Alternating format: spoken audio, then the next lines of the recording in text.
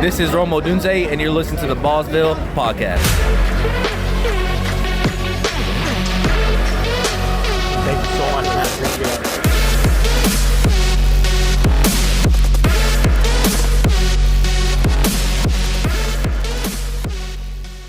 Good evening, degenerates. Welcome to the Ballsville podcast. I'm your host, Scott Fitzgerald, aka Lutes for Sale on Sleeper, and this episode is brought to you by the Ballsville Games. Our games combine fantasy football and poker, which create big payouts with great odds. Today we have three guests. We have S. Clem Sean from Sin City, Las Vegas back. What's up, Sean? How you doing, Scott? And we have the new guest this week, goes by Zubicus on Sleeper. His name's Jeff, and he's from the last frontier, way up in Alaska. What's up, Jeff?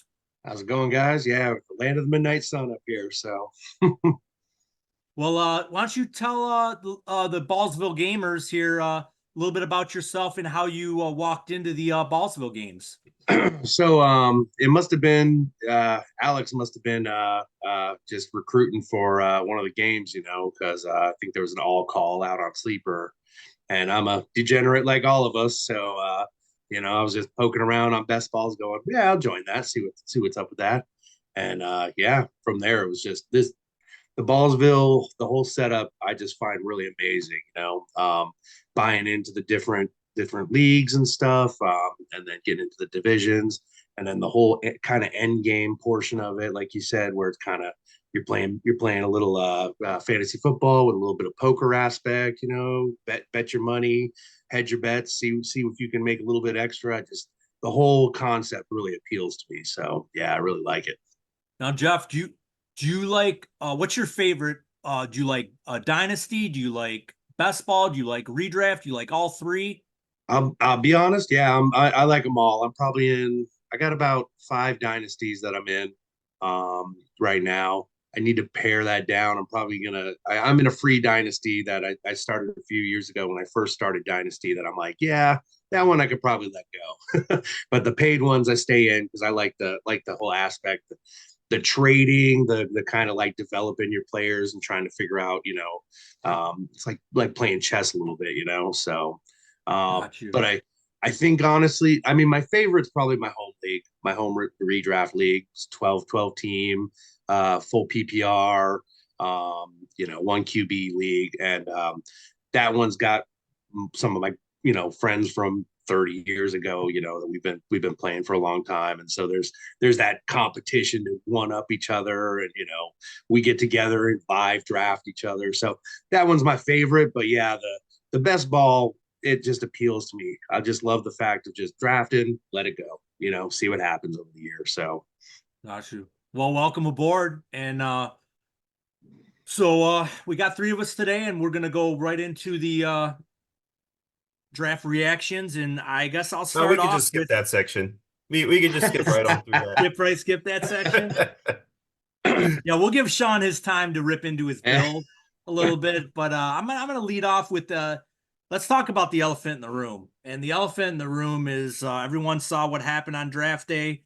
The Atlanta Falcons are on the clock, and I think their pick right there reminds me. I think it would have been better if they would have just let the clock run out and skip their pick, because that's basically what it was. Yeah, it was a wasted draft pick, taking Michael Penix at the 8th overall spot. You can't tell me nobody wanted to trade up for that spot. You could have got some value if you didn't want to pick there. And you're in a division where you can win. You did not help your team. You needed a defensive end. You had Rome Odunze sitting there. You could have taken for your offense. Arthur Blank is either senile or he has no spine. And as far as the GMs go, Terry Fontenot, this is all on him. He should lose his job if this goes sour. If Kirk Cousins plays this contract out, Penix is going to be 30 years old. By the You're time going he to plays, start a 30-year-old quarterback is a rookie, technically. So I don't know if Kirk Cousins is not fully healthy, and that's why they did this, but you just burned $100 million if you think Michael Penix is going to step in there. Now, I did do some research, and after this year, I think the Falcons are only going to be on the hook for about 70 million. That, but it's that's still it? $70 million. So I don't like the pick at all. They need a lot of help on defense. Please, Sean, tell me, am I crazy or am I not crazy to think this way? No, I definitely agree with you 100%. I mean, as much as I like Arthur Blank, he's always been one of my, more favorite owners in the league, aside from my guy Terry, obviously. But, I'm just confused as to why they would do this after they signed Kirk Cousins to that massive deal. Like, look, if you gave Kirk Cousins a 2-year deal or whatever, like, okay, I can understand it, a little bit better. But 4-year deal, like what they gave him, it just does not make any sense to me. Not only is, you're looking at least a 2-year like sitting period now for this guy, but he's the oldest rookie quarterback coming out in the draft this year too. So, I mean, this guy's going to be almost done with his 20s by the time he's even starting. So I just don't understand the reasoning behind it, especially with all the holes that they had on defense and the fact that not a single defensive player had gone off the board. It made no sense to me why they would do that. I mean, you had your pick of the litter on the defensive side of the ball. Like, it's unheard of for it to be at that point in the draft and you not have a single defensive player taken yet, and you go that route with it. It makes no sense. I'm sorry, man. I just don't get it. There was a lot of things that I didn't understand about this draft, and that was definitely the very first and most like egregious one that I saw.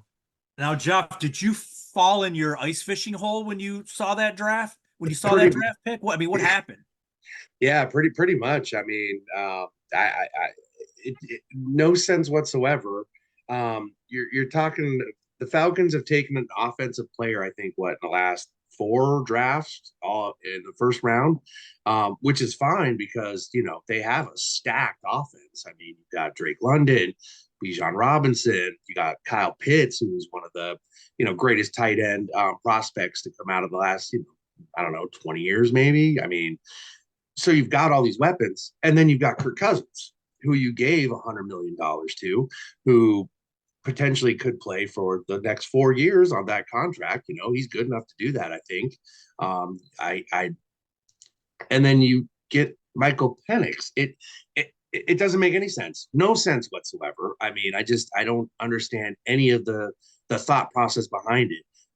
If it had been Caleb Williams, maybe, if it had been a younger, really athletic, prolific QB who you're like, okay, we want him to sit behind Kirk Cousins for a few years and kind of develop into the QB of our future, that's one thing. But yeah, like you guys said, this is going to be a guy who's going to be pushing 30 by the time he even sees the field. So yeah, no sense whatsoever what the Falcons did here. Yeah, no, that's definitely a valid point. Yeah, if it was a younger guy, or maybe they would have maybe tried to move up in the draft a little bit and try to snag McCarthy over Minnesota. That could have been a possibility. It felt like to me like they literally pushed. They wanted a quarterback. They went and got Kirk Cousins. Then they fell in love with Michael Penix. And they were like, oh, maybe we can trade back and get this guy. And then as we got closer and closer to the draft, it was like, look, the Raiders like him, the Seahawks like him. So now they're like, oh, I'm kind of freaking out. I don't think I'm able to get my guy. Like, at that point, you let him go. You signed Kirk Cousins for all that money. At that point, you just shift gears, man, and you go back to what you were probably thinking about doing when you signed Cousins in the first place and go after a defensive player. Yeah, you take your licks and you just say, you know what, we messed up, but this is the hand we've been dealt because we dealt it to ourselves. And you just move on. Yeah. So. Well, yeah, I think everyone in the National Football League, that was definitely a shocker to everybody. I don't think anyone expected the Atlanta Falcons to draft a quarterback out of all the positions that they need. Definitely a draft day moment. I think it changed the entire outlook of the next 10 picks. Sure. I mean, really. Yeah. You could almost feel that watching the rest of the draft after that, where it was this little ripple effect where teams were just like, well, now what do we do? Like, yeah. Well, I had the Falcons taking Chop Robinson. He was one of the best defensive ends in the draft, and I thought he would have been a perfect fit for that defense for Atlanta. But I'm just just an armchair quarterback, so I don't really know anything. We're I not the mean, ones getting paid you know, all that money. you know what? And another team I was kind of looking at, and I think the Bills are still moving back in the draft as if we speak right now.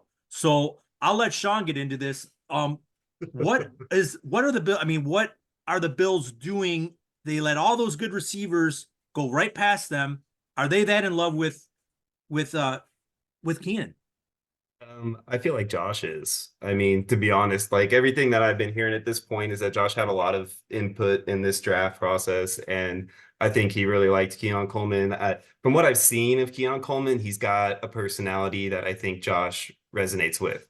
He's very kind of fun, playful, just kind of that likable type of guy, so I think that's really where, the real big push came for him. I think he might have jumped up a few spots on their board just with Josh's opinion of him.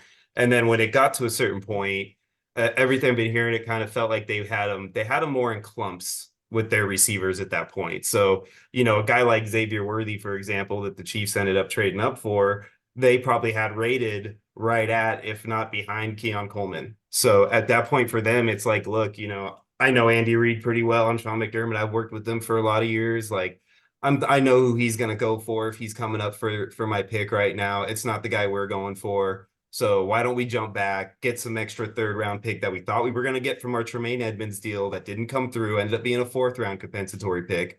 So that made Brandon Beane really want to come in for that third round pick that they traded away for Douglas. So that's pretty much, I think, the driving force behind the trade down.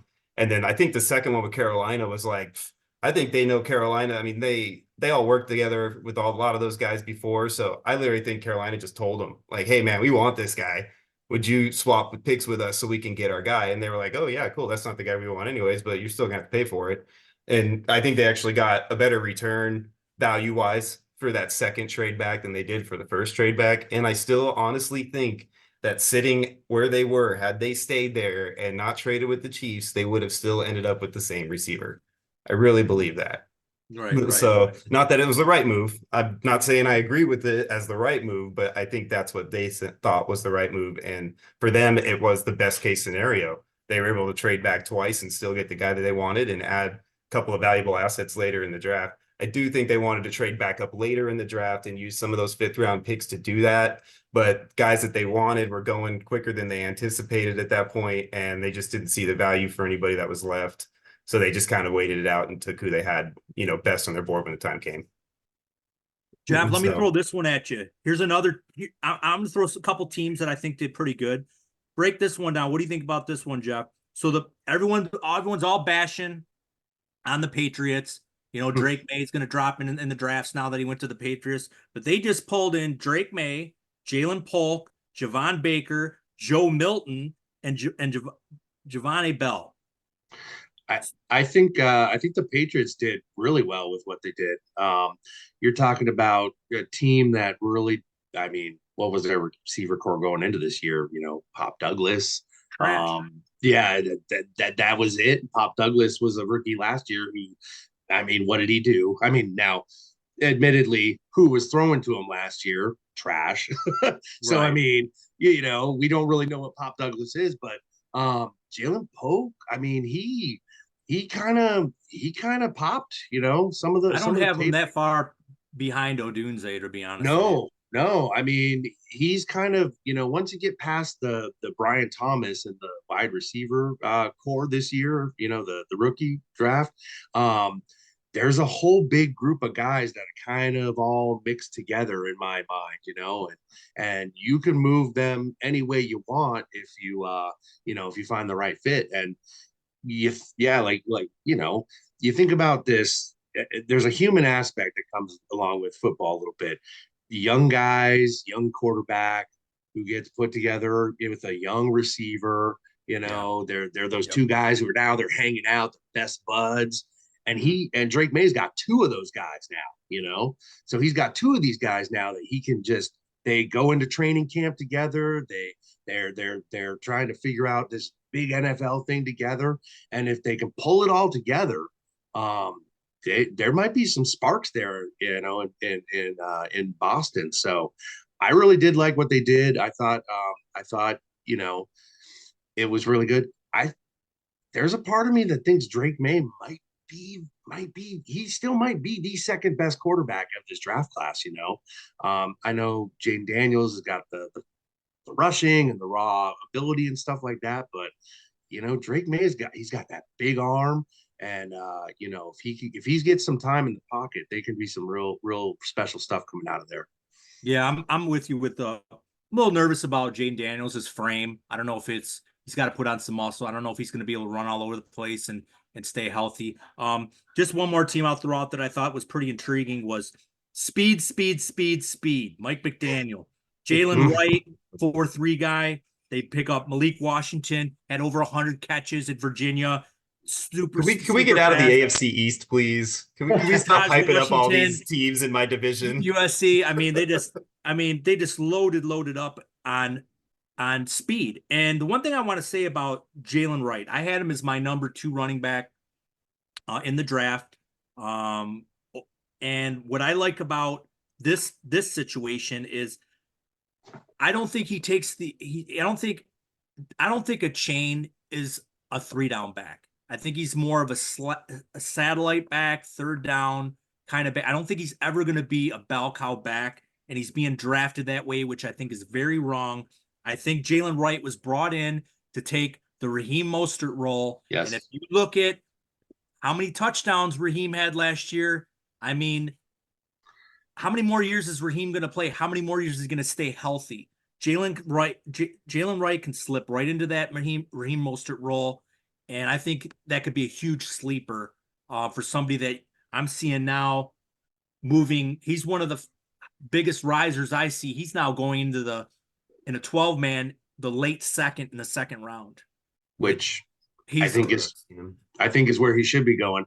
Before the draft, you're talking about late 3rd. Now he's late 2nd. There's something to be said for Achane. If you start looking into what he did last year, a lot of his production came in blowout games against really bad run defenses. And so he his numbers, I think, are a little screwy when you get down to it, when you really delve deep into it, where he's explosive. Don't get me wrong, and if he gets open field, he's gone.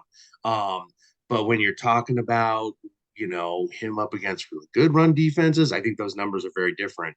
And yeah, I think you're right. I think Jalen Wright rolls right in that Raheem Mostert role, who's 32.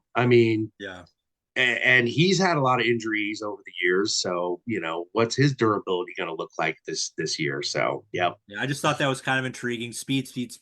So we're going to kind of disagree with you guys a little bit. I like Wright. Oh, you're going to disagree with us a little bit. I do think he takes Mostert role, brother.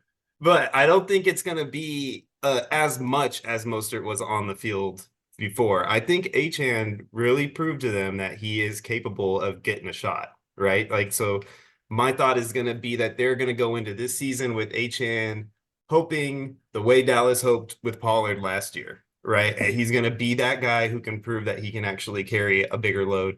Because, man, I watched that kid play, and he is explosive, not only on the, getting past everybody long speed, but, man, he's twitchy. And he's quick, man, and he is so hard to grab and just get a hold of, man. He reminds me of kind of like how Emmett used to be that way, man, where he would just rip through people and they'd get a hold of a jersey and he just boom, gone, man. He's just kind of got this sneaky little power to him. And I think Achane is going to show that he's capable, and I think Wright comes in and him and Mostert kind of split the spell. Yeah. But with what's his name coming back healthy, Waddle coming back healthy this year, hopefully staying healthy this year, takes a little bit of the touchdowns away there, and then I think they kind of rob each other. And Achane is really the only one that's kind of worth their salt as far as a studied performer this season in that backfield. Yeah, I agree. I just think a lot of it has to do with I don't think Jeff and I say that he can't do the job or he's not going to get his shot. It's just durability issue. He got hurt, he came back, he got hurt again, and in the NFL you got to be can't produce unless you're on the field. You got to stay healthy. So he's so small. Sometimes when he runs into that line, you're just like, ooh, I feel it in my bones. So yeah, that's if he stays healthy and he's durable, I think Achane, yeah, can absolutely be a monster. There was another shorter running back who was very explosive that did really well up there in Michigan. I feel like a few years back, right? Oh, really? Not to say that I'm comparing him to the Great Barry or anything, but you know, I'm just saying small backs get overlooked sometimes. Well, Barry's legs were like tree trunks. They were like this monster. He did have oak trees for legs. I mean, yeah, he was a little bit. He was short, but he was pretty muscular. So, but I think Mike McDaniel use Achane to move him around, get him in space, get him away from those big blows. I don't see him running between the tackles, but like I said, you never know what could happen. Maybe Achane put some weight on this year. That would Can we help talk him. about how Mike McDaniels is by far the best dressed NFL head coach? I He mean, what is is the up shit, with this dude. guy and his outfits? He Does he is. get dressed by a professional every morning? Like, what is up, man? Yeah, no, Mike McDaniel's my favorite, man. Belichick used to be my favorite in press conferences. Now it's Mike McDaniel by far. Oh yeah, me too, man.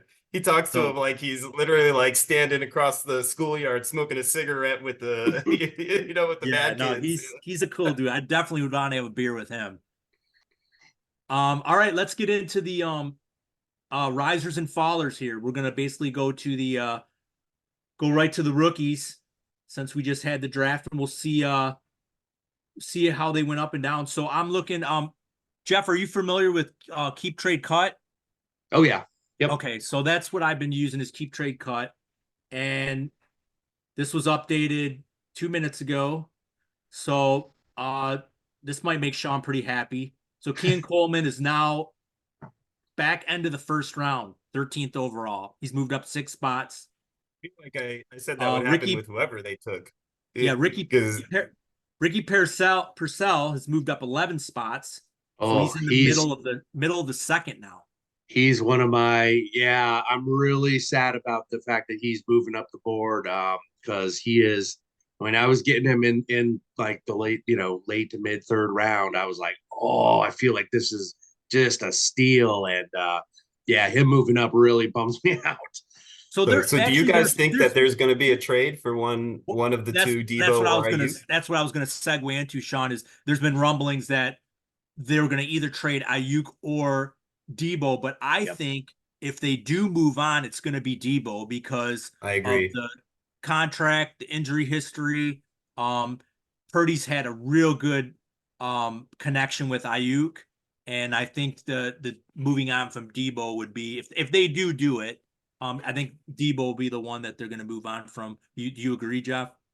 Yeah, I think that makes sense from their standpoint. But there's also rumblings of Ayuk being a little unhappy, not necessarily getting the contract that he's wanted yet, and so there's San Francisco's definitely one of the teams I'm watching the hardest this until the start of the season on what they're going to do. Because Kyle Shanahan, he's one of those football geniuses, and in fantasy football, you want players who are attached to him. And so I think if either one of those wide receivers leave, Ricky Pearsall's going to be just a monster this year. What about this one? So we talked about this off air a little bit. The Adonai Mitchell drop. Yeah. So I think we've all kind of dug into it a little bit and found out, for you listeners that haven't, he has type 1 diabetes. He did not. He was very immature about his condition. When he's off his insulin, he turns into a crazy animal, I guess. And so a lot of teams kind of passed on him. So I think if they can get the Colts can get that under control, I think he could be potentially a good steal, because before all that information, he was going potentially in the late first round, possibly to the Buffalo Bills. What do you think about that, Sean? I mean, I'm glad that they didn't take him with all of those issues. I mean, we just got rid of a receiver who was having issues. Last thing I want to do is add one that's got more. So, I mean, I talent-wise, I mean, he's all there. it's all about maturity level, man. Like if you're dealing with something like that and this is your livelihood, these people are going to pay you millions and millions of dollars to play a game. That there is hundreds of us that sit at home, like the three of us right here, wishing that we would have the opportunity to do something like that. You got to take that seriously, bro. You got to sit there, do your medication on time. You got to do everything you need to do to stay as a top athlete because your body is your job, man. You got to stay healthy. We just talked about how important it is to be on the field. A guy like that, like he could literally make 20 or 30 million dollars more if he just keeps his head on. Yeah. You know what I mean? Like honestly. So I mean, I'm speaking directly to you, man. Like just get your stuff together here, brother. And like stay on top of it and do the right thing. It's not going to be hard. You're going to have plenty of people that are going to be willing to help you because they're paying you a ton of money for your success and they're going to do whatever they can to help you get there. So just do the right thing, man, and make your coaches look good and play well. Okay. That's so my PSA for the day. There you go. There you go. All right, Jeff. This was a pretty big drop for this guy. Why don't you break down Braylon Allen's 13-point drop and landing spot of the New York Jets? Yeah, Braylon Allen. I mean, could he have gone to a worse spot? I mean, He's never going to see the field. He's never going to see the field. You're talking, he's behind Breece Hall, who is a medical marvel, who came back from that ACL tear and just tore the NFL apart with his running ability. Well, he's actually Adrian Peterson's son. So that yeah. I mean, it's in the family ligaments, whatever he was eating or whatever workout regimen. I mean, I want to find the doctors who worked on them, put them on retainer because I mean, Breece Hall was just amazing last year. And so yeah, Braylon Allen, who he was getting steamed up a little bit before the draft, and I definitely saw him kind of rising up boards, kind of into the the mid-second round. Yeah, he was. You hit it on the head. He was going in the mid-second. He dropped 13 spots. Now he's a late third. Yeah, and there were a lot of analysts who were very, very high on him, kind of liked him. But again, like you said, he'll never see the field. Not this year. I mean, unless something catastrophic happens to Breece, he is just gone. Knock on wood, man. That doesn't happen again. No, please don't. Now, two more receivers that I see moved way up the draft boards after the draft. Sean, tell me a little bit about these guys. What you think? So Javon Baker moved up 11 spots. He was a fourth rounder. Now he's a early third, going to the Patriots. And then Jermaine Burton. I thought this was pretty interesting. He moved up 14 spots. He's now like a mid third. He was like into the fours, but he moved up 14 spots. So is he going to get any playing time over Tyler Boyd, or is this guy going to be buried on the depth chart? Well, is it Cincinnati, right? Yeah, he went to Cincinnati. So yeah, Tyler Boyd's not there anymore, right? So today there was a word that he had met with the Chargers and somebody else. But he hasn't moved on yet, though, right? I thought he was a free agent. Yeah, I thought he was a free agent. I think he's still kind of like technically on the roster, but I don't think he's on the roster. I don't think he has a contract. He doesn't have a contract. Yeah. Okay, so maybe that's why he shot up the board. Is they're probably not re-signing Tyler Boyd then? I said, he met with two teams today. One was the Chargers, and I can't remember the other one off the top of my head. So I imagine the Twitter rumblings kind of, went around that Tyler Boyd was meeting with teams, and yeah, people probably shot him right up the board a little bit. Dude, I'll take him in Buffalo. Come on over, buddy. I always liked Tyler Boyd, man. I mean, he helped me get to the playoffs in 2017, right? I can't hate on him. And then, but no, I do think that he'll get a lot of playing time now with Boyd gone. I really do. I think that that's the reason, in my opinion, why he is moving up the way he is and everything, because he's going to be that third guy. He's going to be able to get those looks, and if Burrow stays healthy and Higgins stays healthy, he'll be like playing against the third cornerback on the D, or maybe even like a safety from time to time if we're lucky. So. I think that's something that will be intriguing for people, and that would be a reason why he'd move up.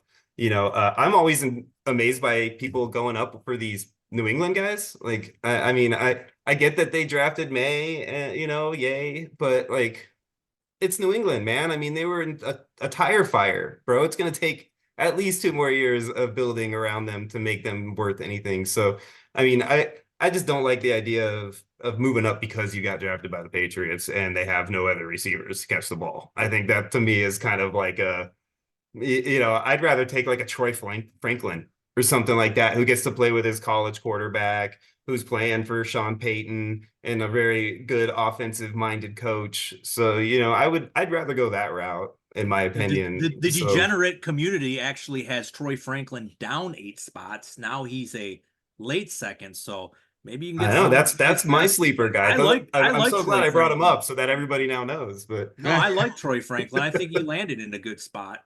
I think so. He landed in the perfect spot after he slid. Yeah, I've heard Of course, it'd be rumblings. nice if he's drafted higher. You get more draft capital, means you're going to get more playing time guaranteed almost. But still fourth rounder playing with your quarterback like that. The idea of chemistry with them. They traded away Judy. I mean, there's openings there. So Well, I've heard rumblings that Sutton wants out. So if Sutton gets out, now you're come on talking to Buffalo. Mims. We'll take you, buddy. Yeah, Come on now you're over. talking, Mims and Franklin, with you got 3 young receivers with a young quarterback. And honestly, I wouldn't be surprised if he doesn't do that, because that's a Sean Payton type of move, man. Like, you know what I mean? Like, to just jettison all the old timers and just start fresh with like a young crop like that. It 100% could see him doing that. it has definitely looked like Sean Payton has been like, let's wipe the slate clean. Yeah, Let's get yeah. let's clean house and let Yeah. this be my Yeah. house. There's an $85 million mop, but yeah. Yeah, well, I like the Denver offense. I'll buy into the Denver offense if I'm rebuilding. Why not? You got a No, good I coach agree. there. More than the Patriots. More than the Yeah. Patriots right now. I think they're Yeah, I at would. least one step closer, Yeah. if not No, two. I would for sure. yeah, And because then, I mean, with the Patriots, you got an untested head coach. You Yeah. got a lot of brand new young pieces. Again, I think a couple years, see what happens. They might have something, but yeah, I think for this year, that's a scary place to go for fantasy value. Got you. And we'll do one more before we move on, but we'll look at the big. So this is a 5-round rookie draft, and the biggest mover in this 5-round rookie. If you guys all missed out on Brock Bowers, you can get Ben Sinnott, who went to the Washington Redskins. He moved up 18 spots, so almost 2 full rounds. Now you can get him in the mid-third. So it looks like a quarterback's best friend is his tight end, especially a young one. What do you think about that move, Sean? I mean, I like it. Definitely like the position in that offense right now. I mean, they got Bates, I believe, was their guy, maybe. I can't think They of got their they tight got end. they got Cole Turner, who I think was a rookie a couple Turner. years ago, and the illustrious Zach Ertz. Yeah. Oh, that's right. That's right. Is Logan Thomas still there too? No, they got rid of my boy Logan. They rid of him. Yeah, They got rid of rid of him? Logan Thomas. Yep. Yeah. I So, don't I mean, trust with that. Ertz there, I guess that, he could, but I mean, I feel like Ertz is more of a mentor at this point. You know Yeah. what I mean? Like he's more that second guy in the offense and just there to kind of help this kid along. So, yeah, I definitely like his landing spot a lot. I like the idea of Jaden Daniels there now and kind of growing alongside him. So, yeah, I wouldn't, especially in the mid-third round, you're talking at that point, you're looking at, reaching for guys at that point anyway. So, that's a perfect opportunity to reach for that, especially if you're sitting in a TEP league or anything like that. Like, it's no brainer at that point. Got you. And then we'll just let me shoot a couple dynasty. We'll get into dynasty real quick. We'll do some risers and fallers real quick. Let me see if I can see anything that I think would be interesting to talk about here. Not too much movement. Roma Dunze's moved up 6 spots. He's now he's a late third round. It's kind of high, huh? Would you take him in the late third? I probably I mean, would. who's he going over? I mean, at that point, you're talking about guys like you're talking Barkley, he's going over Brandon Ayuk, Jalen Waddle, Where, Devontae Smith. I'm not taking him over Devontae Smith. no. I You mean, you know? haven't named a guy that I would 100% take him over yet. Yeah, so I mean, honestly. I think he's moving up for. I just think it's. And then I'm you out got on running him. backs in that point too. I'd be out on him. Now with the McCarthy news, we got Jordan Addison moving up 11 spots. Interesting. He's going Huh. over. He's going over DJ Moore, Michael Pittman, DK Metcalf. My fear there is, that Michigan offense was not JJ McCarthy wasn't a prolific passer. So Jeff, I would you rather mean, have Jordan Addison or DK Metcalf? I honestly think DK Metcalf still. Sean, Me would you too. rather Because have? he's the number one in that offense still. He's the number one in So that offense that would still. be the number. Sean, would you rather have Jordan Addison or? Let me pick one out here. Nico Collins. Oh, Nico. I take Yeah. Nico. Yeah, same. Jordan Addison or T. Higgins, Jeff? T Higgins still, because I mean, if Joe Burrow's healthy, T Higgins is a beast, and T Higgins And he might be a number one on a different team next year too. That's a factor there. So Yeah. Jordan Addison's like moving up the fantasy community. So I mean that could help us if you guys take him over these guys, because I feel the same way. I'd rather have all those other guys rather than Addison. So it's interesting what the community looks at. Like Nico Collins is still dropped. He's dropped 8 spots in the last 24 Yeah, that's hours. kind of confusing me why everybody's hating on Nico so much right now. I mean, I understand that it's the narrative, man. It's the narrative, man. These guys, they draft these rookies or bring in these free agents, like and people just freaking think, okay, that number one is garbage now, and they just drop them, and it's like Stephon Diggs is not. Tank Dell just got to be the shot number like one. 3 days ago, man. Like, why are we hating on Nico so much, bro? I don't know. It's the fantasy community. Yeah, you're talking about he was a top 12 quarter or wide receiver last year. Stephon Diggs looked cooked last year. And Diggs doesn't challenge him, man. Diggs' style of play is more like taking on like Tank Dell's role more so than Nico's role. I think Diggs' addition is going to help Nico more than it's going to hurt him. I really do. Yep. Yeah. Now here's an interesting one. So Kyron Williams drops 14 spots. He's a early 6th round pick right now with the Blake Corum news. Jeff, what do you think about that one? I think it's warranted, to be honest. Sean McVay loves his running backs every year, and Corum had, I think, some 23 rushing touchdowns last year. You don't bring on a guy like that with that kind of a track record and not give him the goal line work, and say, hey, here you are, we're on the one. Let's see what you can do. So I think if he's even taken a third of the rushing attempts away from Kyron Williams and it's all goal line stuff, that just tanks his value. And Kyron Williams, he was getting steamed up into the first round a little bit, I think, in some drafts the last couple of last month or two. So, if you took him in a best ball and now Blake Corum ends up being the goal line back, that just hurts you. That hurts you all the way across the board. Gotcha. Sean, what about this one? Moving up, and I'm only saying this because it's right. Smile on your face, Scott. That scares me. I'm gonna let Sean break this one down. Moving up 28 spots. Now he's a mid 5th round pick, Mr. Xavier Worthy. Oh, what about that one, Sean? That's right in your wheelhouse, right where the Bills should have taken him. So, I mean, first and foremost, let's just talk a little bit about the Chiefs' track record in drafting wide receivers before we get too excited about this guy. He's potentially he could be great, but he could also be another Sky Moore. So let's just pump the brakes a little bit, guys. I'm not a fan of that. Honestly, that's way too high, in my opinion. It's way too high for him. Like he wasn't touted as being that like can't miss guy, right? And like if you're gonna go up to the fifth round, there's so many players right there that you're almost guaranteed a certain amount of points from, where you're taking this kind of unknown.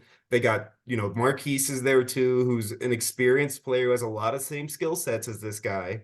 So, who's to say if he's not able to keep up with Marquise early on, that Marquise isn't the one that starts getting those targets that we all anticipate. So I'm not 100% ready to just go ahead and sell the farm up all the way to the fifth round to get that guy. Okay, all right, Sean. Either or, Xavier Worthy or George Pickens dynasty. That one I probably go because the Steelers just drafted that kid. Roman Wilson, Michigan. Roman Yeah, Wilson. Roman Wilson. Thank you. Yeah, so I might go Worthy over Pickens, but I don't take Pickens in the Really? fifth round either. Wow. I don't take I would Pickens that take- high either. I would think I would. I think I'm lower on Pickens than a lot of people are personally. I just don't. It might be also with that offense. I'm just so confused by the whole Russell Wilson, Justin Fields aspect of it. I don't really know what to think too much yet. I know Pickens is going to be like the number one target there, but What does that mean on a run first offense? Exactly, Being run by yeah. Arthur Smith. Jeff. Jeff. Anything Arthur Smith. Oh my God. I thought we were done with that name. Jeff, this one's for you, Jeff. Xavier Worthy or Jaden Reed?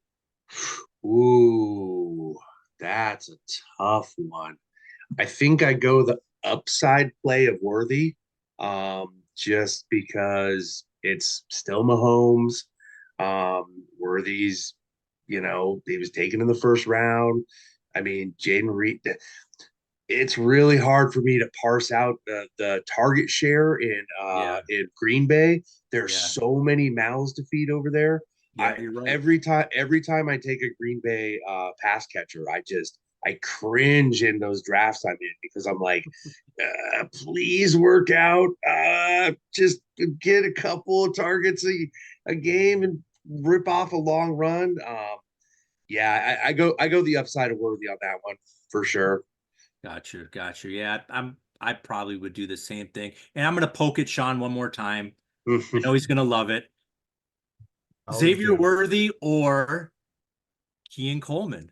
Oh, I do you, Scott. I do. All right. This is close for me too, man. I hate saying this. Why are you making me say this? All right, I think I'm gonna have to say I have to go Worthy right now. Honestly, I have to. Just you know what I mean. Just it's.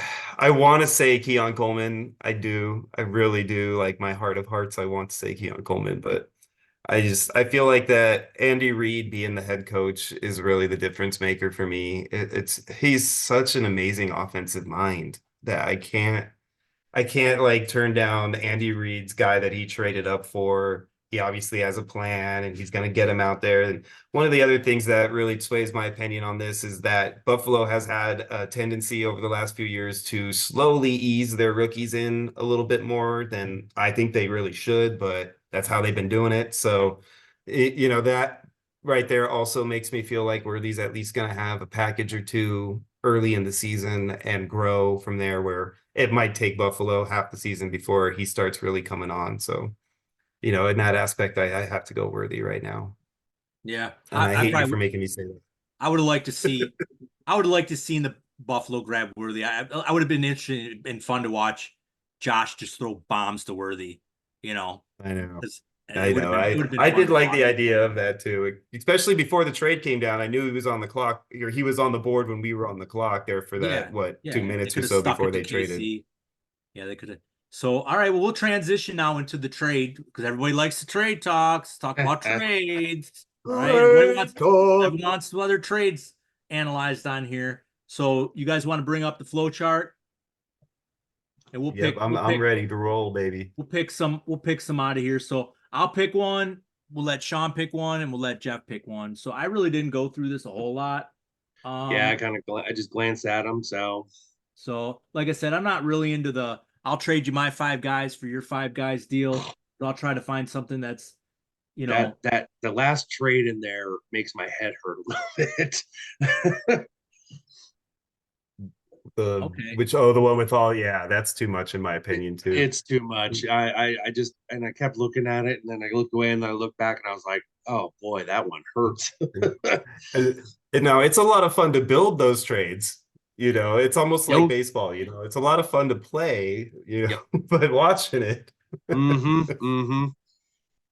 All right, let's see here. I'm trying to dig I one got out. one if you guys are interested. Yeah, go ahead, Sean. Run one through. I'm still looking. All right, so one that I'm seeing here that is kind of interesting to me because this is a guy that I've actually had a couple of trade conversations with, and I had a trade go through with him as well. So his value seems to be kind of like dependent on who you're talking to a little bit right now. So I'm curious to see where you guys stand on him.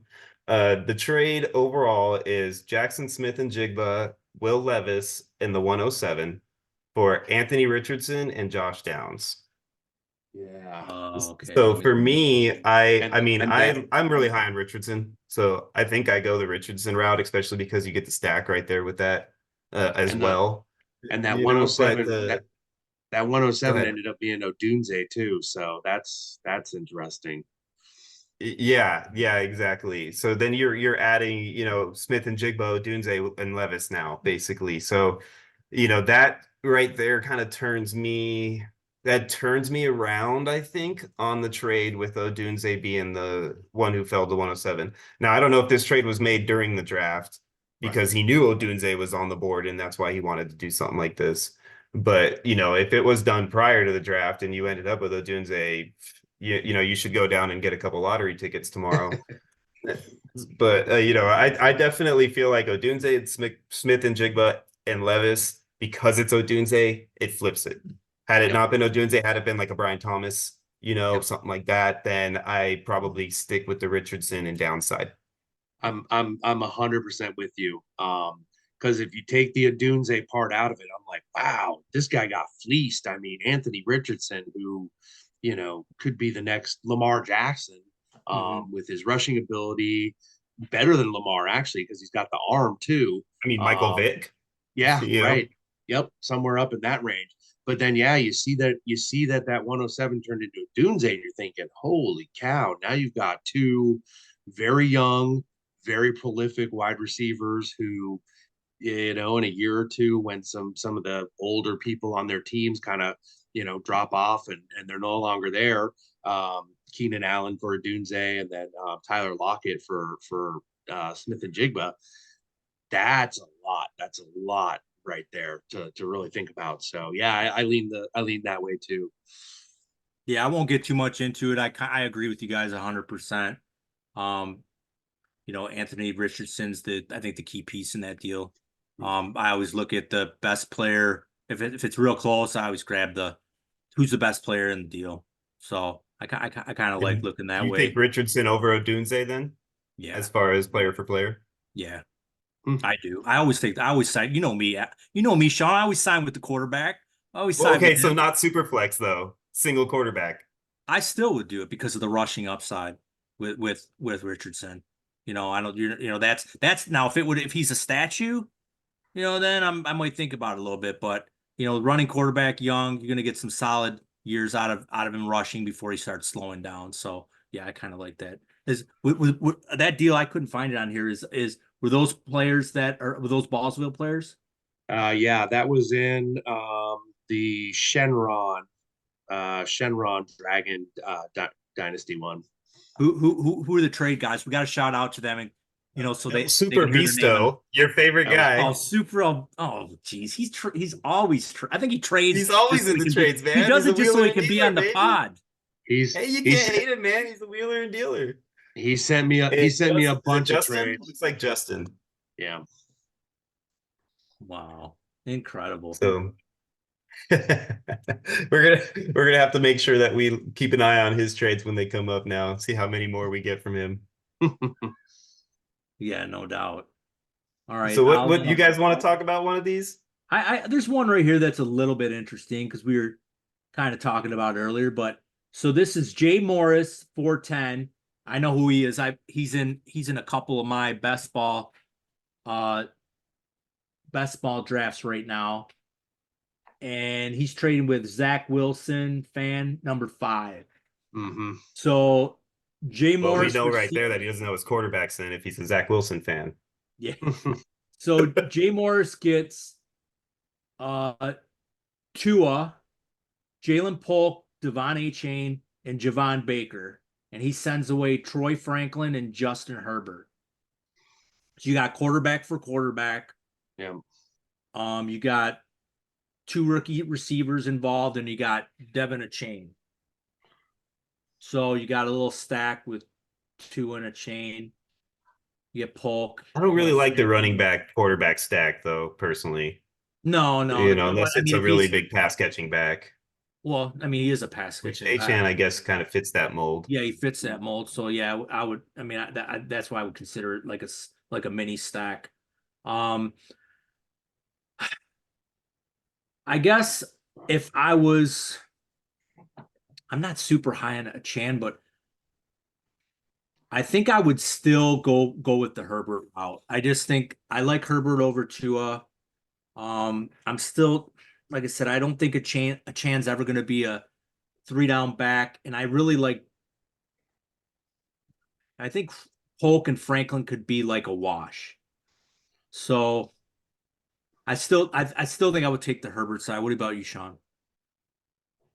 Yeah, man, I'm with you on that one too. And you know, we just talked about, you know, how I like Troy Franklin in that offense too. So, you know, I'm definitely on the Herbert side. I'm not as down on Herbert as everybody else is. I mean, I know that Harbaugh likes to run the ball. I know he's a trenches defense run guy, but he's never had a Herbert on his squad before, man. I mean, this guy is another type of quarterback, dude. He is not the guy that you want to run around all day with and then just have him handing the ball off. Like he's going to be a part of this offense. And I think it's going to be, he might take a few point hit a week, you know, on average, but I don't think it's going to be significant enough to drop him that far. So, yeah, I think the difference between him and Tua is a big gap there, enough to make up the difference between, because in my opinion, you could kind of wipe, you know, Polk and Franklin, right? I mean, a lot of people probably have them similar, so you can kind of, you know, clean those 2 off. So the gap between Tua with Achan and Baker, I just don't think fits to Herbert level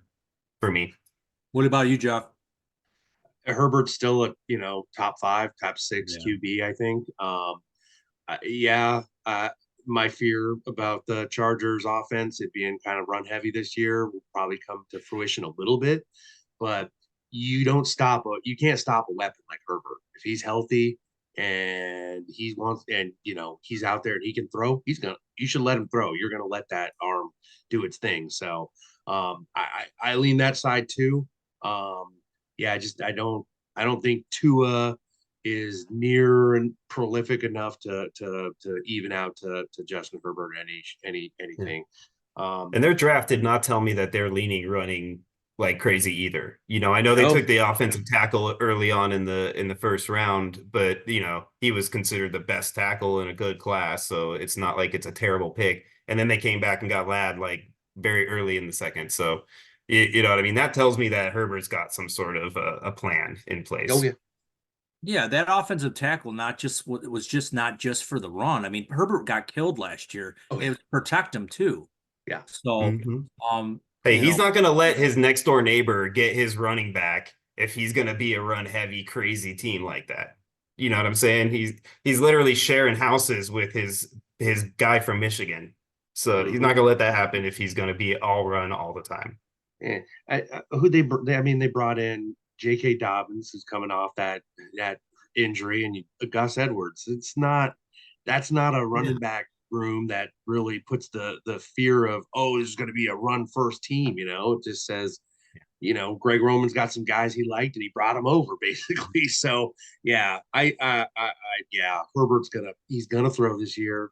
Just everybody. Do you think that they actually plan for Herbert to run this year more? I would hope so. I honestly do. Me too. I mean, me too. He has it in his arsenal, and absolutely, the fact that they haven't pulled that out of their toolbox the last couple of years has been really odd to me. So, yeah, I think if they let him even just a couple design plays here and there where he can take off. He's a big guy. Do a little run RPO, man. That's what you're Yep. known for. Yep, exactly. Yeah, some another Roman guy, pass option, you know. another guy they brought in too that I think people might sleep on him a little bit is they brought in Brendan Rice, who's Yeah. Jerry Rice's son. Yep. And I mean, he didn't go real high in the draft, but the one thing you're going to get out of Brendan Rice is he's got the pedigree. He knows how to play football. He's going to have his head on straight from his dad. So, you know, his dad's going to be at all the practices. He's going to be like heavily involved. So it's not like they like, oh, you know, they totally punted on receiver. I mean, they got McConkey, they brought in Rice. And like to Jeff's point, I mean, J.K. Dobbins is coming off a couple bad injuries. Gus Edwards is old. I mean, are they really going to pound? Does that look like they're going to pound the football? I think they're still going to, Yeah. You're going to use I your think best the asset. biggest Your best benefactor asset of Brendan Rice. I'm sorry, Scott. Go ahead. No, what did you say? I was going to say the biggest benefactor of Brendan Rice being drafted there is Lad McConkey. Oh, yeah. Yeah. Mhm. Oh, yeah, for You know, sure. because like I guarantee you that Jerry is going to take Lad and his son and work with them on a regular basis. Oh, and, yeah. and Lad is going to be learning a lot of things that his son's been learning his whole life. He's going to be picking up from them, and I think that's going to benefit him a lot because he's got that type of personality that has the drive that Jerry had and is willing to take whatever Jerry tells him and do it 10 times. And why wouldn't Jim Harbaugh be like, I mean, to me, Jerry Rice is the best football player I've ever seen, period. So why wouldn't you let this guy come in and like help your wide receiver core? I mean, the guy's he's gold fingers. He's the best receiver ever to play the game.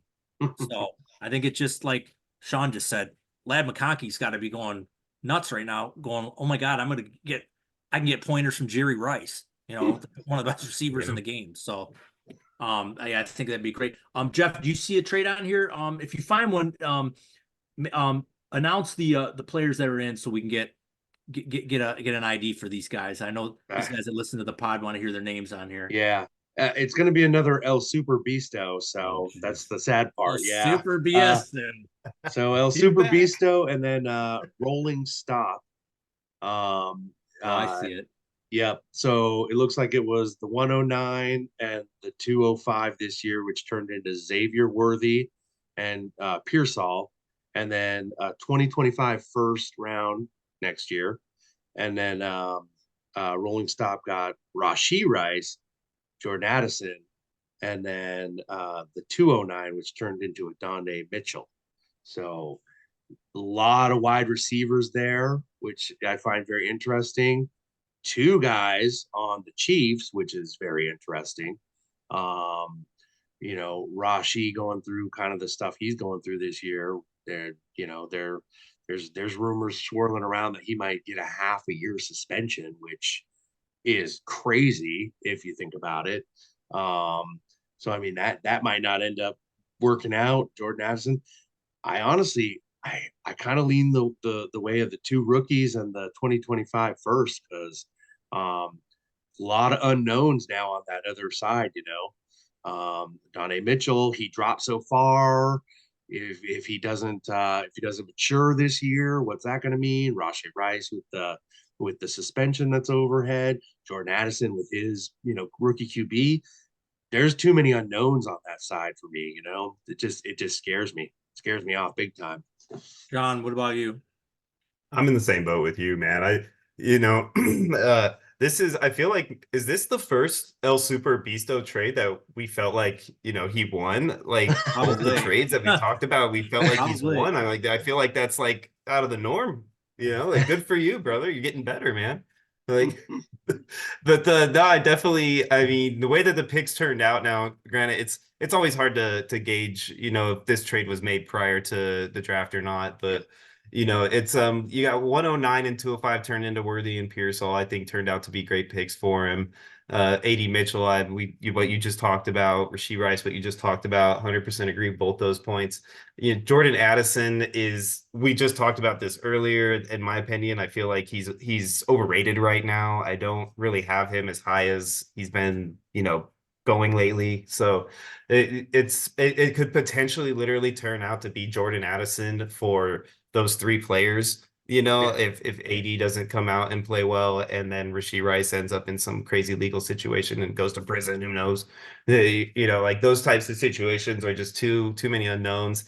And the 2025 first is really what like pushes it way over the edge for me, man. Right. Like, because you never know like where you're gonna fall. You know, you might have the greatest team in the world, and then you get smacked with a bunch of Nick Chubb injuries, and you're just toast. You know, so that could end up being such a great pick next year that it's I didn't get enough value. If I'm giving away a future first round pick, I want to get a guy that I consider first round value for it in return, right? Absolutely. And I don't see that being the case. I mean, I just saw in one of my leagues earlier Christian McCaffrey go straight up for like the 104. I believe it was. So, you know, to me, I mean, like, I feel like that was a little bit of a stretch for the guy who gave up the 104, but still, you know what I mean? That's kind of the value level there. And like, he's getting Rashee Rice, Jordan Anderson, and AD Mitchell. And for the first, it's just not there for me. Yeah. Yeah. Basically two firsts with Worthy. No, I won't spend too much time on it. I think it's pretty slam dunk. You know, you're getting Worthy, even though I don't think he's going to be a true alpha. He'll get you the big splash weeks in best ball. You know, and Pearsall, I think if they move on from Debo, I think I love the guy anyways. Before before even the draft, I thought he was going to rise up the draft boards. Once he had a pretty good landing spot. So even if they don't move yeah, Debo this season, I think they move him next year. yeah, Oh, yeah. yeah. I mean, I think they'll You know what I eventually. mean? So Yeah, it's one season you wait, and then he's still gonna have a role in the offense, but you know, just not as big. And then next year he's, you know, 1B. yeah. So usually these teams when they make their picks, they kind of like tip their hand, you know. So they take Ricky Pearsall early. Michael You know, Penix. you know they're gonna probably move on. Yeah, they're probably gonna move on from one of the receivers. So that wraps up into our trade talks. Before I get into our anticipated post draft rookie draft, Dun, I'm dun, going to dun. get into our big game. So you fantasy gamers out there, our big game is just going berserk right now. I mean, we launched it Saturday at the draft. We have 16 leagues drafted now. Alex, our president, is opening up Division 3. We'll get those filled up real quick. And it's so much fun. I mean, I think I'm in 5. I don't know, Sean, how many you're in. I believe 5-2 actually. Jeff, how many are you in?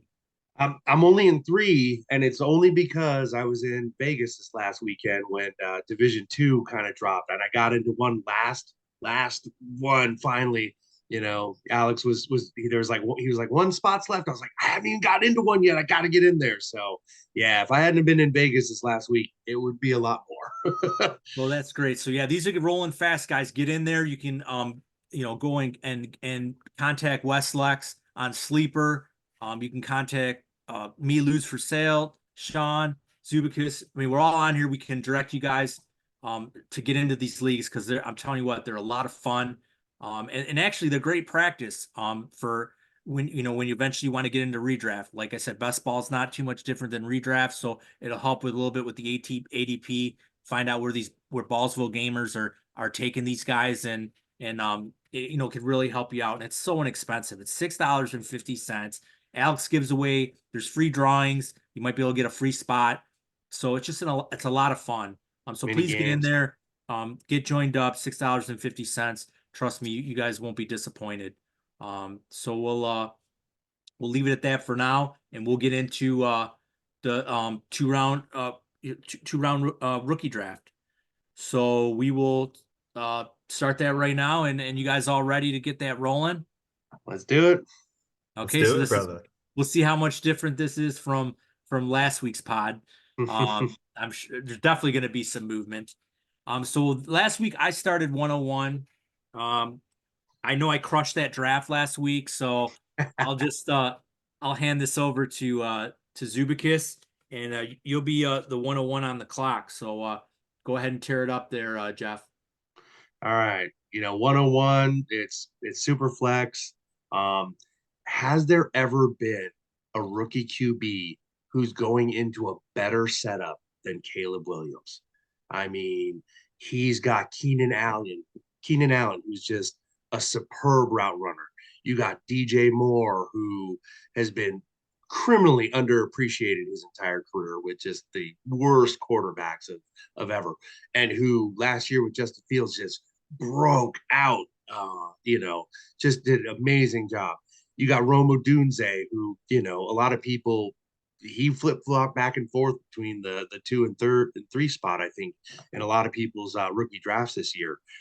You got Cole Kmet, you got Gerald Everett, you got DeAndre Swift, who for all his issues is still a really dynamic running back. I mean, it's literally the best landing spot a rookie QB could have. So the 101, I got to take Caleb Williams.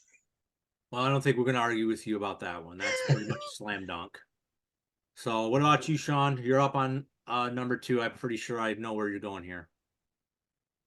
Yeah, I'm gonna throw some caution into the wind, and I'm gonna go with Marvin Harrison Jr.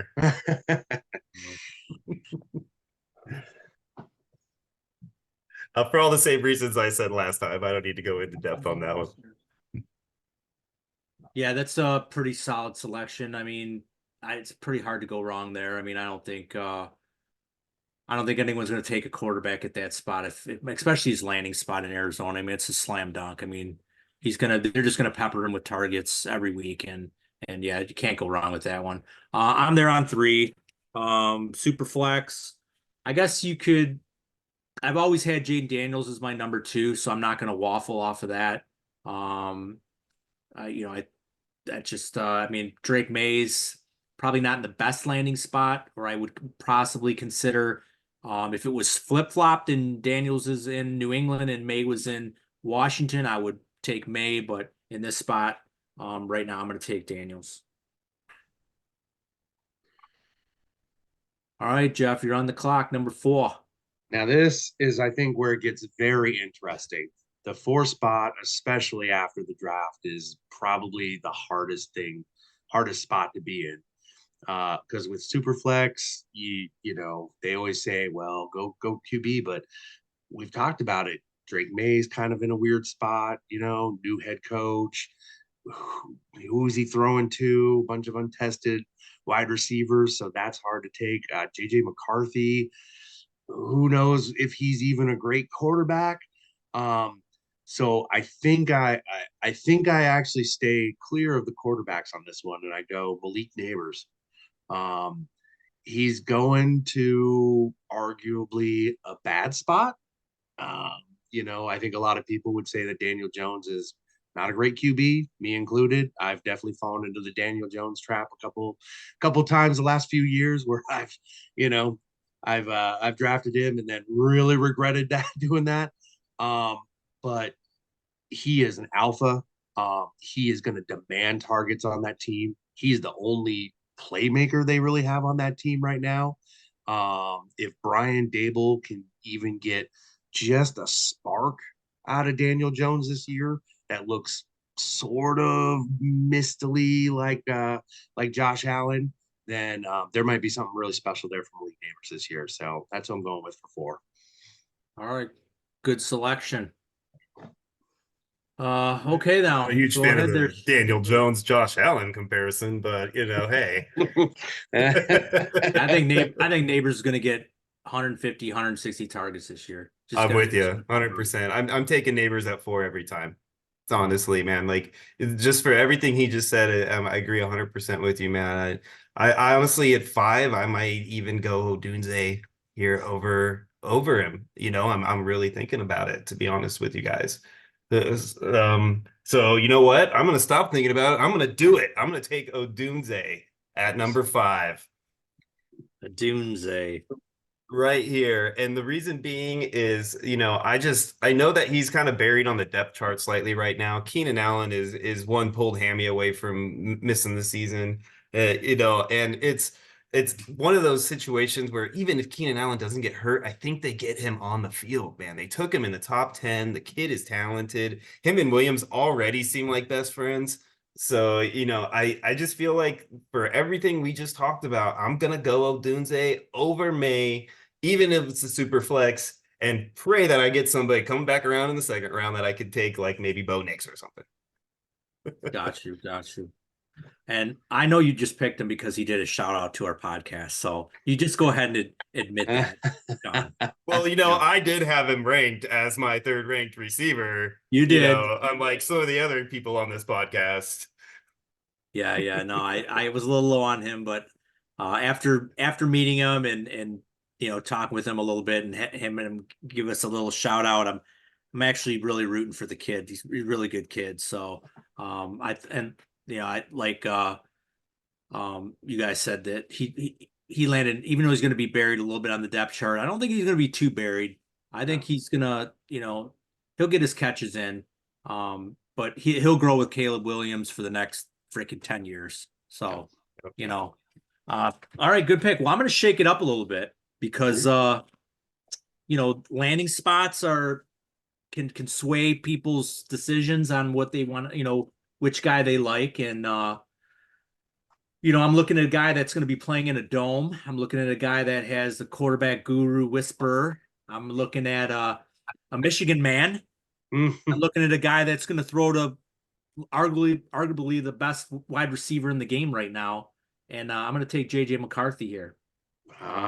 Flex format over Drake May because of the landing spot. I mean, if Drake May's in Minnesota, we're having a different conversation. But I think, like I said, I'm going to go with the better coach, better wide receiver. I know it's not, a big benefactor, but it is to me. It's playing in a dome. Half your games. You have to deal with the wind, and so I'm taking JJ. Yeah, and I mean Kevin O'Connell. I mean, an amazing coach. I mean, yeah. I honestly, any quarterback that landed there, you gotta really look at pretty closely because it could be magical depending on how it happens. So yeah, if they can make Josh Dobbs a fantasy relevant quarterback, then Exactly. we got to give him a shout out. Exactly. Nick Mullins had Nick a couple Mullins. of fantasy relevant games last year. He Nick did. Mullins. So Nick Mullins. All right, Jeff, it's back to you, bud. More on that one. Well, I don't like any of the receivers that are left. There's a kind of some question marks. There might be one that I could possibly think about taking here, who I think is steamed up a little bit. But again, it's super flex. Yeah, even though you're going to be kind of questioning this year and what happens, having a starting quarterback who potentially could start for the next 10 to 15 years is so important with super flex. So I'll take Drake May on this one. Yeah, it's kind of a no-brainer. Yeah, that's the farthest point I think he should fall, in my opinion, is super flex. Like, I'm definitely not as high on him. I don't hate taking JJ over him, like what Scott did there at all, but I don't think that he should drop past 7. At that point, there's nobody left that warrants taking them over him. So I'm with you on that pick. I've seen people, which kind of puts me behind the 8 ball here, literally with the 8th pick. Because with what happened with Bowers' landing spot, I feel like that's where I would have taken him right here. But since he went to probably the worst possible scenario that he could have went to, I'm not going to be taking him. So I need to think long and hard about a guy that I don't want to take just because I don't want to hear Scott have to go on about it. But I feel like I might have to do it right here.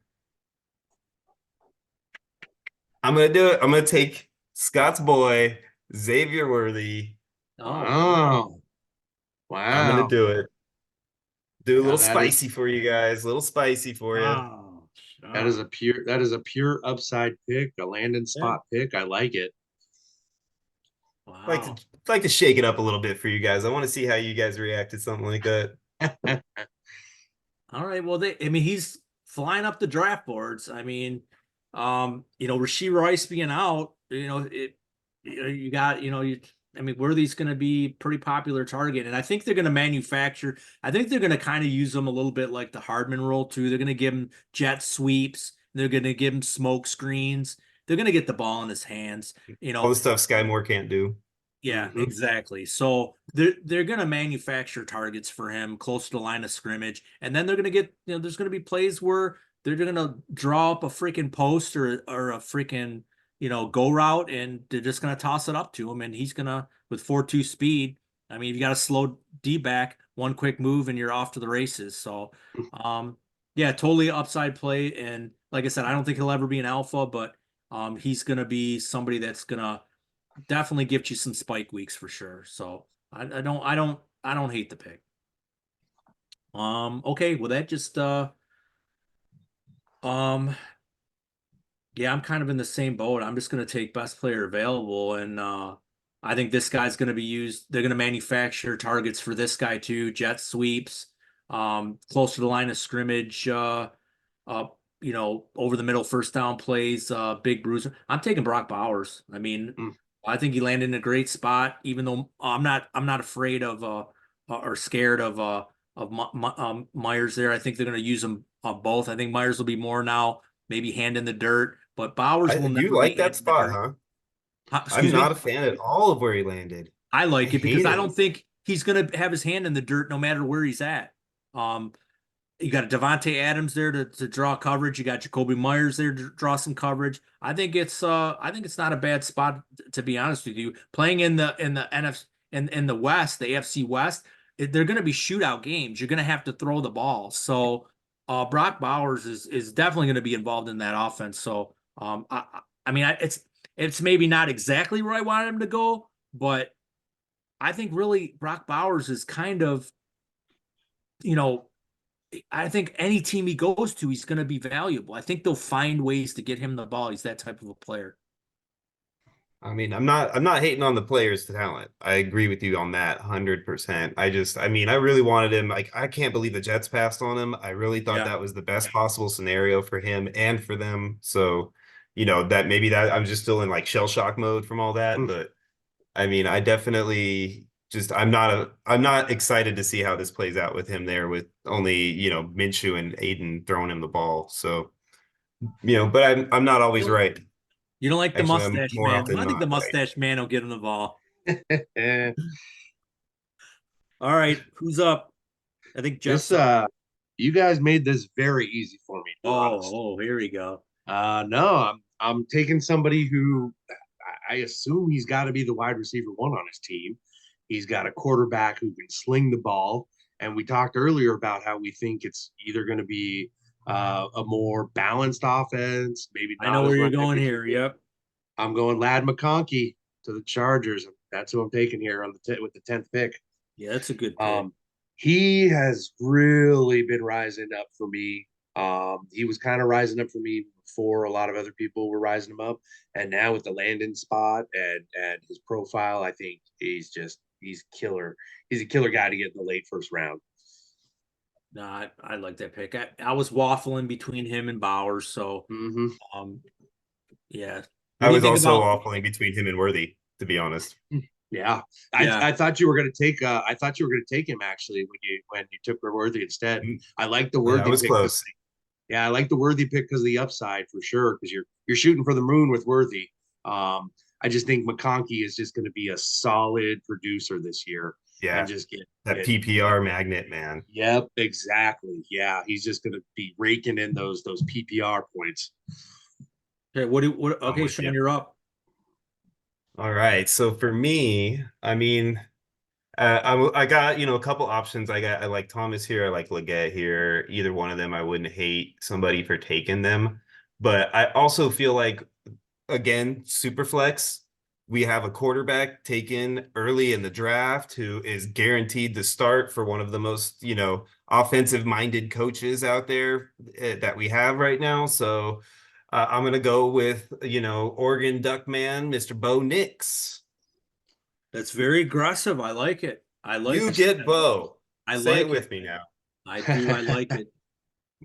I've seen him. He a couple weeks ago he was going kind of early second, mid second. I have seen him going in the late first now, and I'm thinking I got to readjust my thinking on him because I Yeah. feel like that's where he's going to go now. Yeah. Yeah, Hard like for I me to always let a starting quarterback drop out of a first round in the rookie draft, man. Right. A first round, top of the first round draft to do rookie quarterback. It's tough. that's Yep. the biggest mistake that fantasy gamers make in their rookie drafts, and I say it all the time, especially for in their dynasty leagues, is that the cheapest way to acquire starting quarterbacks are in your rookie draft or your startup. Once you draft it already, good luck trying to get a starting quarterback from somebody because they're gonna want a ton of equity for them. Yeah. Yep. So And this year when you takes get it a step farther with 6 quarterbacks taken in the top 12 picks in the draft. You know, Yeah. you don't get that ever. You No. know, like when do we have a top 12 quarterback sitting at 11 in a rookie draft? No, I mean, I can't think of a season that I've seen that before. no, never. I mean, so I think that's a tremendous pick, and like I said, a lot of people won't, they'll go after the sexy receiver or maybe the sexy running back there, and they sleep on a quarterback, and I don't get it. I see, Yeah. I mean, I see I people mean, make you're up here, Scott. Do you do it again? I call it a mistake. I see people make mistakes like that all the time. They pass on a quarterback, so. Mm-hmm. Yeah. That's just me. Okay, well, I'll wrap up round one. Freaking Sean just gave it to me right there, man. And he see, Sean's learning how much of a quarterback extremist I am, so he had to jump up there and get him. I could tell because your reaction to that pick was a little I more know. somber. I know I was not too happy. I was not too happy. But so what I'm gonna do is I wasn't super high on this guy, but I liked the landing spot, and I think he's gonna take the vacated Calvin Ridley role. And I think this offense, he's with a young quarterback, even though he's not super broke out yet. But I'm going to take Brian Thomas Jr. here. I think that the Jaguars' offense will be a little bit more efficient this year now that they have, they don't have a head case like Ridley on the other side. So I think him and Kirk will play off each other, and I love Brian Thomas's blazing speed. So we'll take Brian Thomas there at the end of the first round. What do you guys think about that? What do you guys like, Thomas? I do. I think he's definitely been dropping, but I think it would be a mistake for him to drop out of the first. They just got rid of Zay Jones, down there in Jacksonville. Christian Kirk, he's primarily that slot guy, and he thrives there. And now you got 2 outside guys in Gabe Davis and Brian Thomas. I think Brian Thomas is the better receiver of those 2. Oh, guaranteed. Honestly, yeah. I mean, for sure. You've been watching Gabe Davis the last couple of years up there in Buffalo. So yeah, I don't even think Gabe Davis is it. I don't hate Gabe Davis, but I think he's good, but he's not great. He's like Robert Woods, at the best. Oh, yeah. Like Yeah, he's something that like out that realm. he has a role on an NFL team, but it's not an alpha and it's not a number 1. Brian Thomas theoretically could maybe not be the alpha there, but I think he could be the 1B for sure. Yeah, so he we'll could grow up. into an alpha. I think he's got the talent for it. Yeah. He's got the talent too. But yeah, so we'll wrap up the round one looked like so Jeff started off with Williams, Sean went with Harrison, I went with Daniels, Jeff went back with Neighbors, Sean went with the Doomsday, I took JJ, Jeff took May, Sean went in with Xavier Worthy, I took Brock Bowers, Jeff took Lad McConkey. Sean got in there with Nix, and then I wrapped it up with Brian Thomas Jr. So that wraps up the first round, and we're gonna dive right into the second round. And like I did last week, I'm gonna roll reversal. So I'm gonna go first, and Nice. I'm gonna run it back that way. Means nothing for me. So let's see where I got here. Yeah, it doesn't change anything for Sean. Doesn't change anything for Sean. Let's see here. This one I'm kind of torn between. You know what? I'm not going to let him get to Sean. So I'm going to take, and this is going to be a shout out to you, Ken, who's not on the podcast. I'm going to take Kean Coleman. Wow. I think he's the number 1. Yeah. In that offense. They definitely targeted him And that's Josh's boy. So I'm hearing a lot. I'm starting to grow. I wasn't super high on him, but he's starting to grow on me. So I'm gonna take Coleman. Yeah, I think just from what you said, he's the one. Who else is there? You got Curtis Samuel, um, and then who else is on there? Khalil Sean, I don't Shakir, even. Brady. Don't forget about my boy Khalil Shakir. Shakir. That's He's gonna right. have a That's good right. season. And then they got Dalton Kincaid, who I honestly think is gonna be their focal point of their offense this year. They're gonna focus on Dalton as their Yeah. number one guy, very similar to the KC Travis Kelce mold that they've done the last few years. So Sean, they the- drafted him. They drafted Coleman though to be like a younger Diggs though, right? Is that the whole? I That's the whole mean, thing. not really. I think they drafted Coleman to be kind of almost like Mike Williamsy was for the Chargers for a while. They want that big target that can be like 50-50 catch ball. Josh runs around for a little bit and just chucks that thing up there and lets that big man go up and get it. I think Khalil Shakir is going to be more of that underneath. Curtis Samuel and Khalil Shakir are going to be those underneath targets that are going to be more of what Diggs used to be. Got you. They'll be like poor man's versions of Diggs. But Shakir is a good player. I think he's going to grow into something special. So, if you get a chance to snag him late in the draft, I definitely recommend it. Oh, I have been. Yeah, he's on a lot of my best balls because, yeah, I think he's just like I think he's going to be kind of PPR scammy where he's just going to get, PPR, just hitting a bunch of points. Yeah. And he's shown so far that he's good with Josh's scramble mode. Yes, Because Josh does like to do a lot of scramble mode and then kind of do those just like flick, like drops over, 15-yard flick overs and, just drop it in a bucket and let a guy run right there. Like Khalil Shakir has been really good about being in the right spot for those types of throws. So, yeah, I think that's going to be more prolific in what they're going to do this coming season. So, that's just my opinion. I would have taken him if you let him get to me. So I'll tell you, you did a good job, Scott. You got me back for the Bo Nix pick. I figured you would. Well, you're on the clock, bud. So now what are you gonna do? Yeah, I've been back and forth a little bit on this one.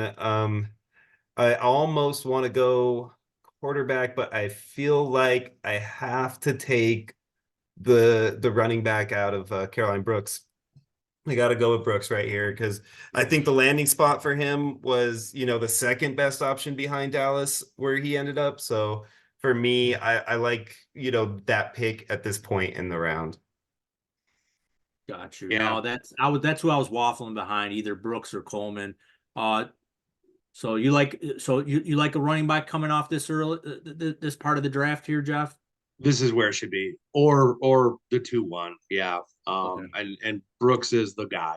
He should be the one who's coming off at that point. Again, the landing spot. I mean, he was the best running back in this draft.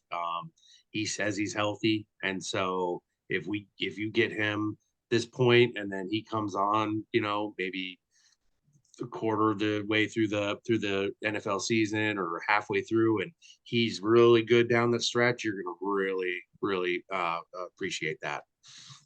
Got you. All right, Jeff, you're on the clock, bud. Where are you going here? So this is where I'm gonna take my boy. I'm taking Ricky Pearsall. Um, Oh, everything that's been going on, all the little rumblings that we're hearing of trade talks, between Debo and Ayuk. His profile's really good. He profiles as a really, really good wide receiver. I've liked his tape. I like the way he profiles. Even if this year both Debo and Ayuk stay for the whole year, then there's no trade or anything like that. Because it's dynasty, he sits on your bench, you hold him for a year. By next year, in a Kyle Shanahan offense, learning behind those two guys might be even better for him. You know what I'm saying? So I don't think there's a lose situation with him. I think it's just win-win either way. Mm-hmm. Yep. Gotcha. I like All the right. pick there. Yeah, I like that obviously pick. because I was going to take him when he came back around. So All right, I'm on the clock here, so I got some options here. Okay, so there's two guys I'm looking at here. You know what?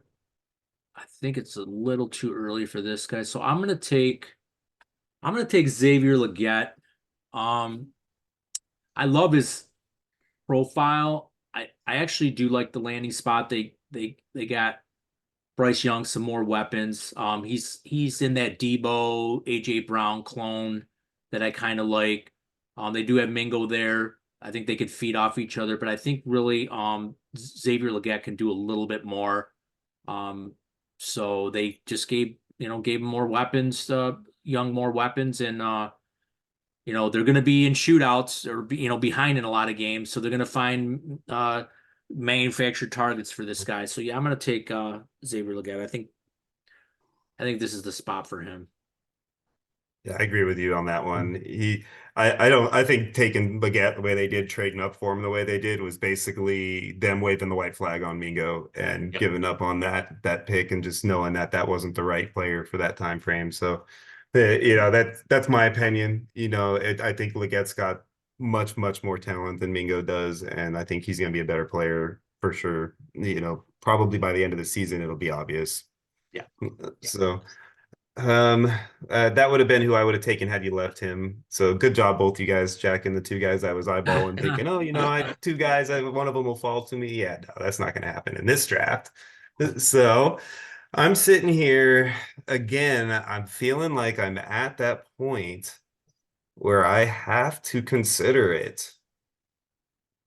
And because this is a fictitious mock and I don't really have any idea what my actual roster would be like at this point for the team that I'm drafting, I'm going to go ahead and do what I would do if I wanted to have the depth for the position that is the most important in a super flex. So I'm going to go ahead and take Penix at this point and put him on my bench and hope to God that he comes back in 2 years. And again, it all goes back to the starting quarterback or the early drafted top 10 drafted quarterback. Yeah. He can't sit for more than a couple of years if you draft him in the top 10, or you're getting fired. Let me ask you this, Sean. If you're a contender, if you're a contending dynasty team, are you still making this pick? No, absolutely not. You have to be a I'm rebuild. going in a whole different route. Yes. Yep. Gotta be a rebuild. Okay. Well, that you heard it from him, gamers. Rebuild, take them. Contender, pass on them. All right, Jeff, you're on the clock, bud. All right. So we got some interesting people here. And I think I want to take someone we talked about a little bit earlier. I think this is where Troy Franklin can go. I think he can get steamed up a little bit. Without Penix. That was my pick if I didn't take Penix there. I think Troy Franklin can get steamed up a little bit in this round. I've been seeing him go kind of at the end of the second, early third, but I think the landing spot, again, kind of going into the team with that rookie quarterback so they can kind of grow together. Sean Payton is a really good offensive mind. There's not a lot of target competition there between Mims and Cortland Sutton, who might be on the way out. So I think Troy Franklin right here is probably best pick. Got you. Agreed. Yeah, I like Troy Franklin. I had him rated pretty high in my wide receiver draft board before the draft even started. I really like his skill set a lot. He's kind of a blazer and little small frame. He's gonna put some muscle on, but I like his skill set. So yeah, it's not a bad pick there. All right, so I am going to. Am I going to get another pick here? Let's see. Yeah, I'll get another pick. So, all right. So I'm going to take this guy. This guy's going to be, let's see, we're in May, June, July, August, September. So this guy's going to be 21 at the start of the season. He's going to be an ascending offense. He still has a running back in front of him, a little on the older injury-prone side, and James Conner. I'm going to go ahead and take Trey Benson. If I'm rebuilding, it's a slam dunk pick. Even if I'm contending, even if he gets a starting job, he's only going to be 22 years old when he potentially gets the starting job. So he's still got a lot of years. I'll have him for at least 4, maybe 5 seasons. So I'll take Trey Benson there. Great pick there. Yeah. Yeah, I like that pick there at that point in time. I definitely think that's the way to go. So is it my pick? It's my pick, Your right? pick, Or is it Sean. you? It's Your pick mine. number Okay. 20, number 20. All right. So this is where I'm going to go down to. Before I make this pick, I'm going to take a trip up the street to the local pharmacy, pick up a whole 10-year supply of insulin, and then I'm going to go down. I'm going to Oh, say, God. Mr. AD Mitchell, here is your insulin. Please do the right thing and be the player you could be for me, because I really need you to win that ship this year. Yeah, that's a guy that's gonna be we're gonna look at like 2 years later and be like, wow, man, you guys got a steal like in the late second for this guy if he can handle his business. Yeah, that guy's gonna be a steal. I mean, he's a blazer, and I think without the problems, he's a late first. Yeah. Yeah. I agree. If there wasn't all the rumblings of the character stuff, I think he should have been, yeah, late first. And yeah, we'll just have to see if he could get it under control. So Maybe the Bills wouldn't have traded out of their pick and they'd have taken him at 28. Who knows? Yeah, you're looking at it. Yeah. So yeah, it could be 2 years from now. That could be the steal of the draft. So we'll have to wait and find out. All right, It Jeff, could be you're up. right after I took the donk pick of the draft too with Penix, right? Yeah. You could have probably swapped those picks. Probably could have, yeah. so there's a couple of wide receivers I'm kind of interested in. But I think I'm gonna do something a little wild here, and I'm gonna take a position we haven't seen come off since the first round, kind of mid first round. I'm gonna go with Ben Sinnott here. Wow. Yeah. Tight end. Now Yep. Had Scott gone Mitchell, I was going Sanat. I think here in a couple weeks he's gonna get into this about this spot in drafts. I've already seen him going at the top of the third. The landing spot's pretty good, pretty solid. So I think there's the potential there for him to again be just a PPR nightmare this year with a rookie quarterback as they're kind of growing together, just getting all those dump offs. So yeah. I think that's a great pick. He's our number one riser, 18 spots in rookie drafts. I mean, he's flying up the board, which I think shows that the community is like paying attention. Yep. And I'm riding that train. I'm gonna ride it all the way into the end of the last the back end of the second round here. So That's good. Yeah. So fantasy gamers, get Ben Sinnott on your roster. You could land him. God, if you land him in the early third, that'd be a freaking steal. So, all righty, who's on? Is it me? Yep, it's me. So I said Yes, I was going to sir. get another crack at this guy, and maybe am I going to get one more pick? No. Yeah, I am. Yeah, I'm going to get the last pick. So I'll save this guy. I don't think no one's going to take him. I'll take him at the last. All right, I'll take. You're not getting the last pick there, buddy. Am I not? We're on pick 10 right now, aren't we?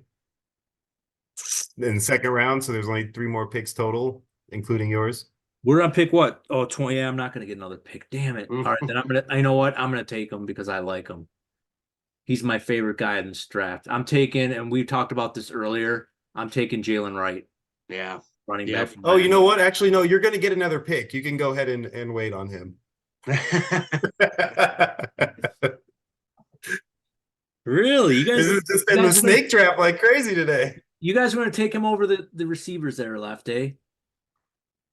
I would. No, absolutely. I think I would actually. I think that's you're kind of betting on him, him and Achan, I think, starting to trade off and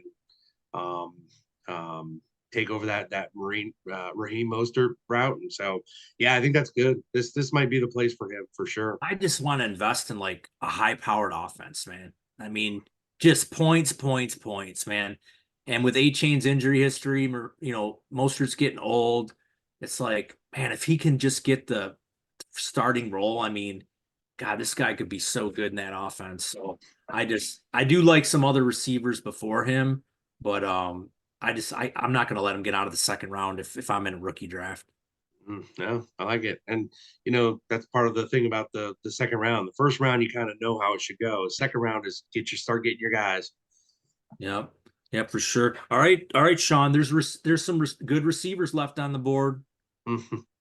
How about we just go from one Jalen to another, and we'll just stick with the Jalen Polk here and go That's that route. exactly where I was going. If I wouldn't have taken Wright, I would have taken Polk. Excellent Yeah, pick. I mean, I think even though, like I talked about, I'm not a big fan of this whole New England offense at this point in the draft, you can't pass up that guy. Like they took him with the intention of him being there, latched to May and working with May moving forward. So, here at 11 in round 2, it's definitely worth it. Yeah, for sure. For sure. No, I like the pick a lot. All right, Jeff, wrap it up. Is it going to be receiver or is it going to be running back? I am going to throw a real wrench in this thing. Oh my God. Kicker. No. Kicker. No. I'm just kidding. I'm taking a QB. Oh, I know. There's only one Taking left. Ratty? I'm taking the Rattler. Yep. Wow. I've seen some fantasy analysts out there who are very high on it. And they're saying, look, why is this guy getting such a bad rap in this draft this year? He's behind Derek Carr, who's old and not very good. He's definitely going to beat out, who is it? Jake Henner is the other quarterback, I think, on the Saints. So they're thinking, I mean, Derek Carr's, I want to say his contract's up this year, isn't it? And Think so. so No, he has the potential to take on that starting job as soon as next year, if not sooner, because Carr gets hurt a lot. And if he struggles again this year, like he kind of did a little bit last year, maybe they want to change there in New Orleans. So Carr gets hurt between the ears a lot too, so yeah, that could easily happen also. I'm using all my third round draft picks this year on Spencer Rattler. Yep. Me too. Yep. That's where I'm targeting him this year, unless somebody like you sneaks up in the second round and grabs them. I'm saving all my early to mid thirds for Rattler because I think a lot of people are gonna sleep on him, and I think he couldn't have landed in a better spot right behind Derek Carr. Yep. At the risk of some of these guys here in this pod before it gets to my pick, I'm hoping that he drops to me right now in 3.3 in one of my rookie drafts. And they're sitting out there. It's literally on 212 right now. So I got 3 picks to wait out. Yeah, I just I got it late in the third, very late in the third in one of my dynasties, 3-9, and I couldn't believe it. I was like, he's still on the board? That's crazy. You're talking. And I got 3-9, but I'm like, I can't do it. Like you just said, you like a player, you target him. You just take him a little earlier, a couple picks earlier if you want, but make sure you get the guy. Yeah, and if you're rebuilding, if you're kind of in the rebuild, maybe on the cusp of it, it's not a bad thing to kind of take him as a flyer. He's been dropping to the third, so I assume he'll keep dropping there, but he might get steamed up a little bit. You never know. So especially preseason games, if you're drafting after preseason games, a lot of like redrafts, especially that happen later in the season like that, and he comes out on fire for the first couple preseason games like that. I mean, he might start the season, depending on how things go. Yeah. It's very plausible. Yep. Yeah. The one thing about, and I know people are going to say, oh, he's an older quarterback, but the one thing about older quarterbacks compared to the young ones is a lot of them have been through several playbooks. They're a little smarter. They can grasp systems better. So, I mean, I'm in the same situation that I think I was talking to you guys off air about trying to make some trades into the first round to try to grab, May or McCarthy, but I own the 212. And if Rattler's there at 212, I mean, I'm going to take him. Yeah. So, quarterback Superflex Dynasty, he's a little older, but I think he could have that job next year. That's what I'm saying. Yeah. The worst case the following year, and he would be 25. I mean, he gets still not 10 years old. Yeah. So, still not as old as Michael Penix when he finally starts. Exactly. You hit that. Jesus. But anyways, okay. Well, that wraps it up right there. I want to remind everybody, the listeners again, you Ballsville gamers, get into those big games. I mean, there's so much fun. I know my colleagues on here will agree 100%. Division 3 is opening up. There's some free drawings. We're on all the social platforms. Please like and subscribe to our podcast. We we really try hard to get some good content for you guys and make things fun and not boring. So please like and subscribe and throw a comment in there. Maybe let us know what you like, what you dislike. And maybe we'll get you on the show, one of you Ballsville gamers, get you guys on the show and you guys can give us your input. But other than that, we're gonna sign off now. I want to thank my guest, S-Clam Sean. I want to thank my other guest, Zubicus, Jeff from Anchorage, Alaska. We're all game managers, and we'll help you guys direct you guys to the right games that you're interested in. So, Ballsville gamers, we'll sign off for now. We are out.